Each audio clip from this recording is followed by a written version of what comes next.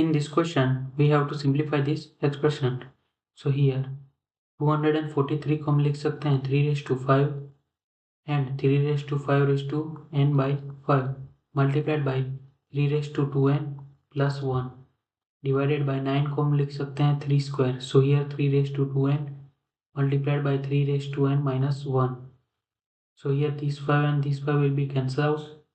So here 3/n multiplied by 3/2n plus 1 को हम लिख सकते हैं 3/2n multiplied by 3 divided by 3/2n and 3/n minus 1 को हम लिख सकते हैं 3/n multiplied by 1 by 3 जो कि है 3/-1.